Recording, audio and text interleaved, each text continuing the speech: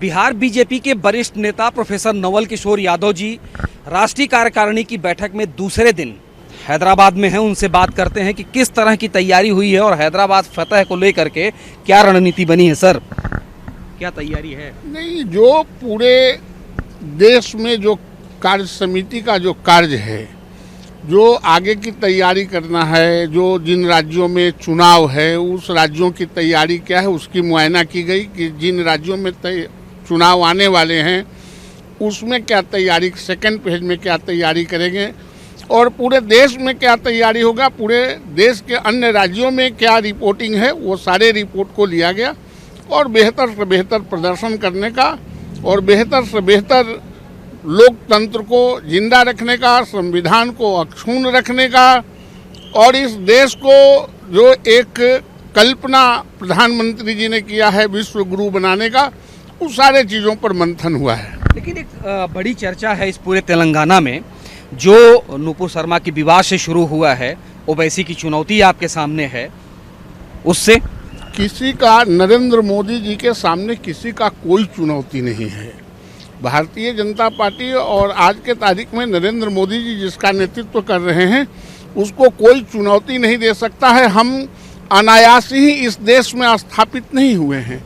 हर एक कदम नाप तौल के चलते हुए अपने संस्कृति को अक्षुण्ण रखने के लिए, देश को आगे बढ़ाने के लिए, नेशन सर्वोपरि, पार्टी सर्वोपरि नहीं, नेशन सर्वोपरि। नेशन है, देश है तो हम भी हैं और इस देश को आगे बढ़ाना, अक्षुण्ण रखना। नवल जी, मुझे एक सवाल जो तेलंगाना के कई लोगों ने पूछा है, 2 सालों तक किसान सड़क पर रहे हैं, 4 साल के बाद नौजवानों का क्या होगा? ये लगातार बीजेपी पे है कि आपने जय जवान जय किसान का नारा दिया, किसान सड़क पर 2 साल रहे, 4 साल बाद नौजवान कहीं नहीं होगा।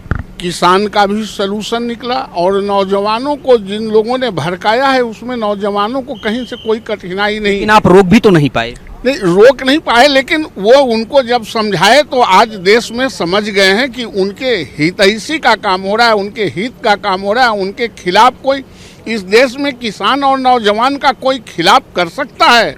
जो नौजवानों का देश है, जो किसानों का देश है और भारतीय जनता पार्टी पूरी तरह उसी पर जिम्मेवारी लेके उसी का काम करने के लिए आए। नौजवान बढ़ेंगे, किसान बढ़ेंगे, तभी देश बढ़ेगा। अंतिम सवाल है, बिहार से जुड़ा हुआ है, चुनौती यहाँ आपको ओवैसी की मिलनी है, लेकिन ओवैसी की चीज़ें आपके खाते में आई नहीं। आपके छोटे भाई तेजस्वी मार गए खाता। नहीं, हमारा ऐसा प्रयास भी नहीं था कि जो देश के राष्ट्रगान को नहीं लेते हो, सदन में अपमानित करते हो इस देश के कल्चर को, वैसे किसी लोगों की जरूरत भारतीय जनता पार्टी में नहीं है। 23 में तेलंगाना में क्या देख रहे हैं? निश्चित रूप से हमारी सरकार बनेगी।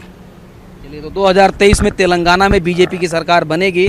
बिहार बीजेपी के वरिष्ठ नेता प्रोफेसर नवल किशोर का दावा है। अब देखना है कि जिस जमीनी हकीकत को तैयार करने के लिए कार्यकारिणी की दूसरे दिन की बैठक आज होनी है, उसमें से और क्या प्रस्ताव निकल के आते हैं। कैमरामैन मल्लिकार्जुन के साथ भूपेंद्र दुबे, ETV हैदराबाद।